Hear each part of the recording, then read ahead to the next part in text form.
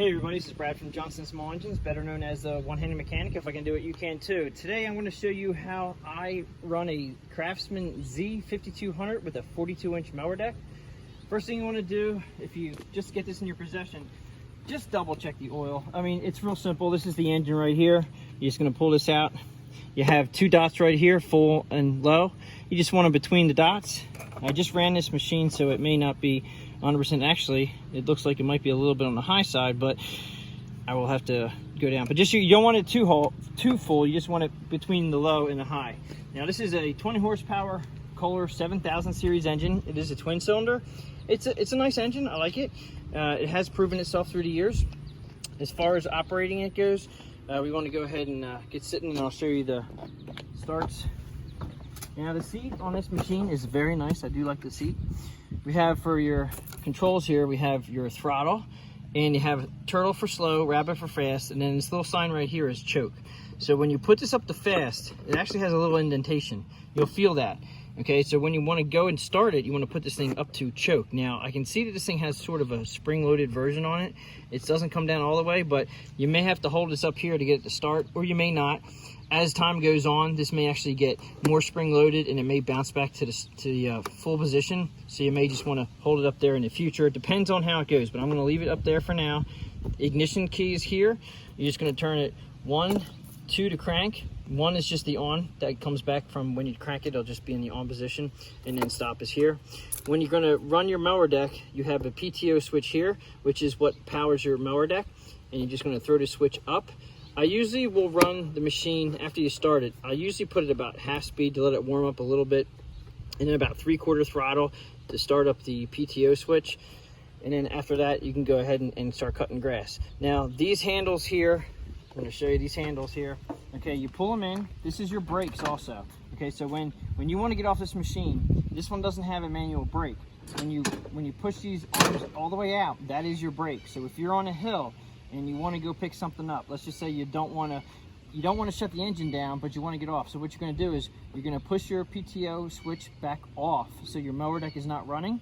You're going to have these handles all the way out. You should be able to get off the machine at that point with the engine running and do whatever you got to do, and then get back on again, throw your switch on.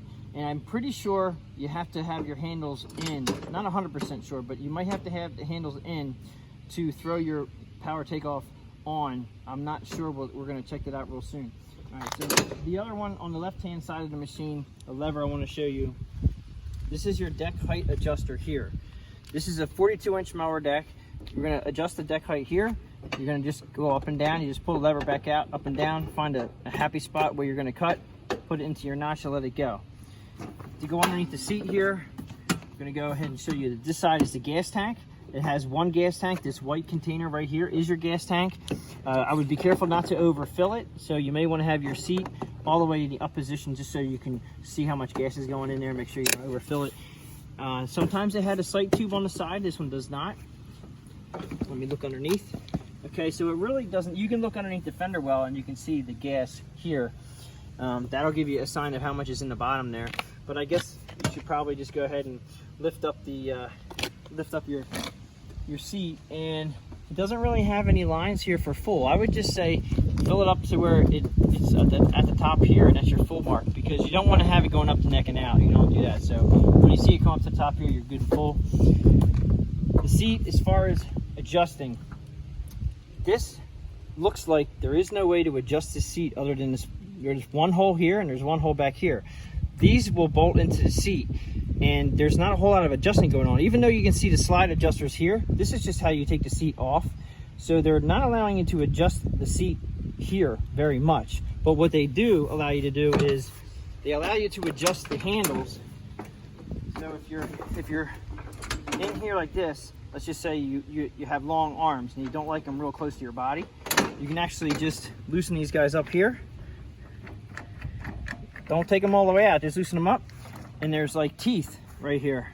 And you can move these forward and then tighten them up. And you can do it for both sides, obviously, because you need to. So you see how the one side is really far off on the other side. So if you have real long arms and you just feel more comfortable using the machine this way, then you can adjust them. And I think that's, instead of adjusting your seat, they're allowing you to adjust the handles. and then you just go like this. Now you really have to have long arms for this position, and I'm going to put it back to where the customer had it. I don't like that position anyway. My arms aren't that long, but this is the whole point, is that I'm pretty sure that these handles are set up to adjust rather than adjusting your seat, because they don't give you a seat option really to adjust the seat. It is a nice seat, I must say though. Okay, so we got these back, and then when you want to go into brake position, you just flip them all the way out like that, and that's your brake position. Okay, so at this point, I'm going to go ahead and show you how to start it. So we're going to go ahead and put the brake levers, the arms all the way out so the brakes are on. I'm going to put it up on choke and give it a crank, and as soon as it starts up, I'm going to take it down so you can hear me. Now we're at idle. And as far as the mower deck, what you have to do, like I said, about 3/4 throttle, put the mower deck on.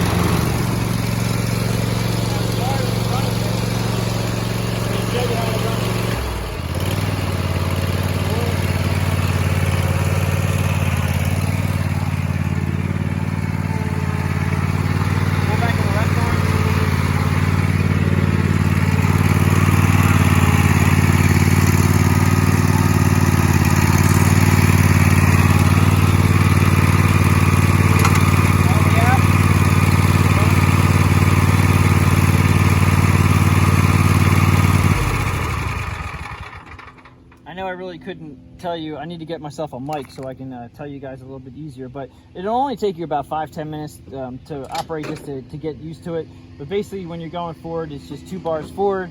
When you're going backward, 2 bars backward. And then if you want to make it right or left, you just basically have to, you can either pull back on the right one for going right, and then you push the left one forward, and that'll make you kind of go to the right, and then the opposite way for left, it's just the opposite way. And then you bring it back to neutral, which will stop you. There's really no brakes. When you want to stop, you bring it back to neutral, which is the center. And the center being when your handlebars are all the way out. Right? That is your brake. That's emergency brake. Right now you're in the emergency brake position, and you bring them in to go. So when your neutral is right here. Okay, so when you're neutral, you're basically right at the brake lock position, and then forward, backward, and then neutral. And that's the neutral brake lock right there. So that pretty much covers that as far as the machine going forward, backward, and cutting the grass. This is nice. This is nice machine that you can actually cut in reverse, which is nice. You don't have any safety features. You can actually back up. There is no safety features for that.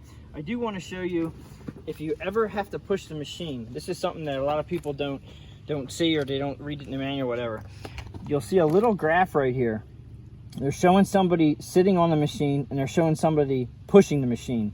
Now this little teeny clip right here, that is actually in the on position, which means that you can't push the machine. Now there's 2 reasons why I can't push the machine right now. 1, we have the emergency brake on by the handles being out, but 2, we can't push it because of this. So it shows right here, if you want to push it, you're going to move this lever this way, which means towards the rear. So we're going to pull that, we're going to lock it into the little L hook right there, a little J hook. We're going to lock it in. You come over to this side, and this one actually has a little wiring harness in the way. Pull this back and lock it into the J hook. Now you also have to remember, you have to put in your arm, your handles. This is the emergency brakes. You want to pull these in. That unlocks your brakes. Now I should be able to push this machine very easily. Okay, very easy to push, very easy to pull. Now if you lock these in, okay, to go back to running the machine, it locks the hyders back in, and it's much harder. You don't want to push your machine with the hyders in the engaged position. If you need to push your machine, unlock those hydro releases and push it. Make sure that you have your emergency brake in, and then you'll be able to push your machine. So just make sure when you go to run it again that you put these back into the locked position, as far as locking them back into drive position. So that pretty much sums it up for the Craftsman Z5200 zero turn with a 42-inch mower deck. If you like this video, please give it a thumbs up. If you have any questions or comments, please leave them below. Please like, subscribe, and tell your friends about my channel, and I will catch you on the next one.